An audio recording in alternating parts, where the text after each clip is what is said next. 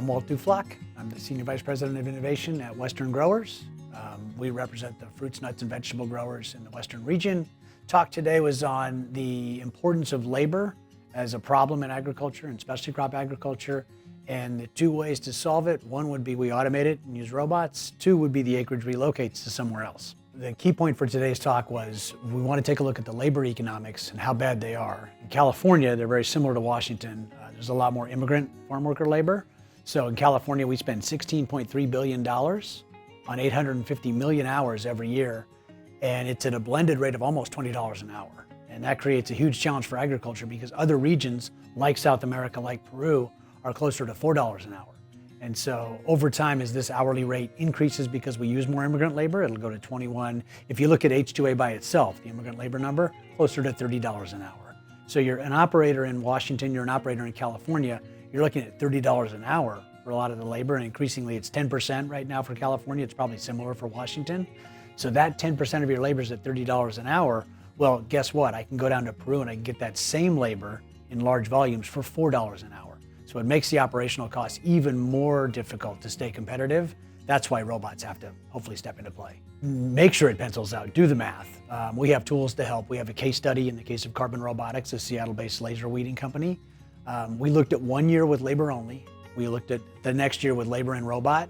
The cost went from 2.1 million to 1.3 million.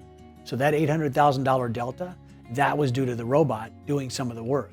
And so once the grower, in this case Braga Fresh, one of our largest organic and conventional growers of leafy greens, once they realized the math, they said, okay, so the Carbon Robotics pays for itself in less than 2 years. And that's the key for every grower, is know what your labor costs as a baseline, know what the robot should do as an incremental improvement, and then make sure the math all works once you're fully integrated. Once it does, then you're good to use that machine, maybe buy some more. We've seen a couple of them buy more than one laser weeder, same on the mechanical weeder side. So the key is for the growers, understand your math. So we not only rolled out case studies for Carbon Robotics and Stout Industrial, two of the weeding robots, we actually rolled out economic templates where they can do the math themselves. And that turns out to be harder than you'd think, because a lot of that number, the numbers are in different places, right? Sometimes they're in operations, sometimes they're in transportation, sometimes they're in logistics. Sometimes if it's H2A labor you're comparing against, there's a farm labor contractor involved. So you really have to go deep with each of these variables to know your full math and then compare the robot and how it does either better or not better once you do the math. California is the cautionary tale. Washington does not want to follow off the cliff.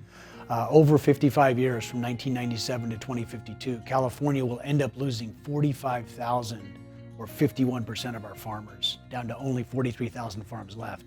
And we'll lose 9.2 million acres, down to less than 20 million acres. So we will have gone from 29 million acres to about 19.5 in 55 years. And you don't want to follow that trajectory, right? And that's all because those regulatory costs have forced us to grow other places, partly Arizona, partly Mexico, more recently South America.